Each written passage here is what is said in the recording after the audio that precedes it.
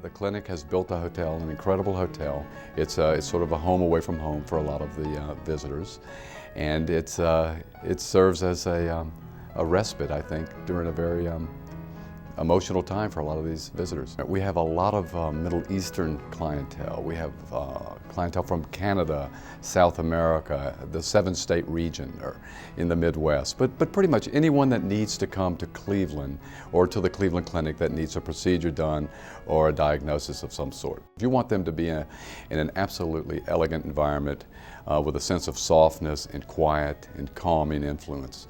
And I think that the art that has been selected by the clinic for the public spaces here does just that. It's very soothing. The colors are warm. A lot of hotels tend to do decorative arts. We've really focused on doing fine art.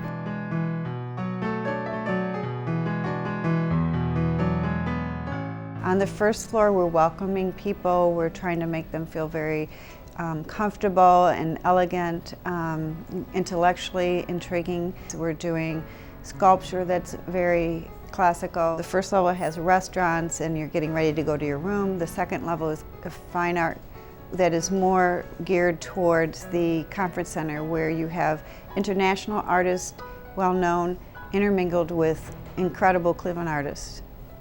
On the third level, again, the conference center, we've again done very high-level Cleveland artists intermingled with some of the international people that we know. But it's varied. You have a lot of modern art, but you'll have sculpture, murals, and photography. I mean, just anything you can think of in the world of art is probably represented in this hotel.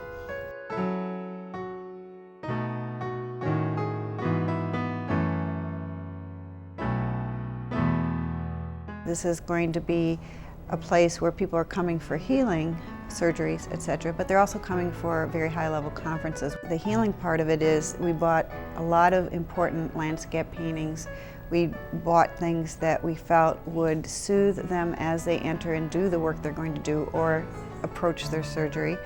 We bought many different pieces that would remind them maybe even a place they went to, a formal garden. One of our paintings depicts a beautiful formal garden. It's by Louis Alexander Rice.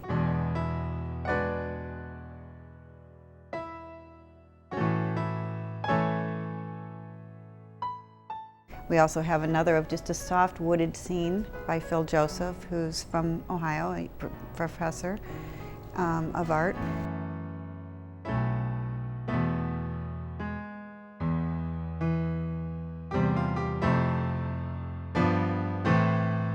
In all of our artwork, whether it's abstract or realistic, I'm looking for colors that are either calming, soothing, or are uplifting. So you can have your pale hues and your pastels, but you may also have some reds and blacks and whites. A lot of florals that you'll see, things that just feel good to your viscerally, feel good to your soul, and are soothing, I think, to your mind as you walk through the various areas of this hotel. And I think that has a healing influence. Every corner is a surprise.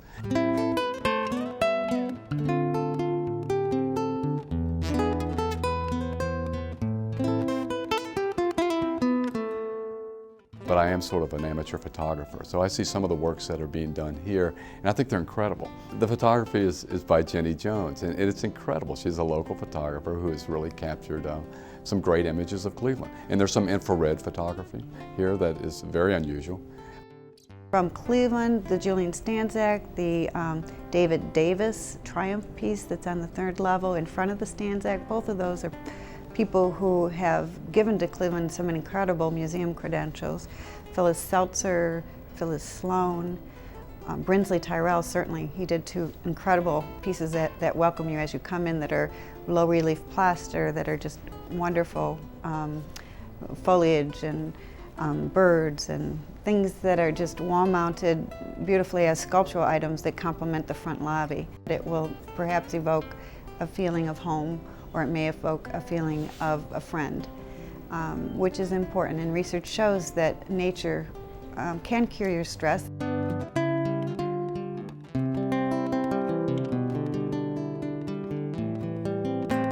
There's one very unusual oil painting that's up outside the ballroom or outside the conference room called Hugs and Kisses, which is it's a large piece.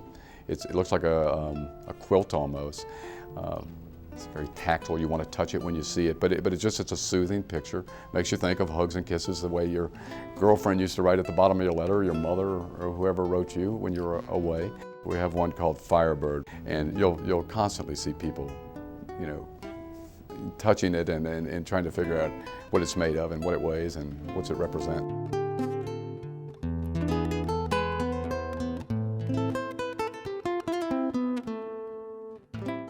The floor mural is the grand entry welcoming piece. It actually starts to talk about the intercontinental aspects, but it also leads you back to the 1600s. So 1630 is a map that was its influence. It has 3,000 pieces of granite showing you the international and intercontinental aspect of what you're entering. You could offer walking tours of this hotel and probably charge admission. It's really a sight to behold. Whether it's landscape, whether it's abstract, whether it's sculpture, glass, tapestries, and we've picked the finest from the region.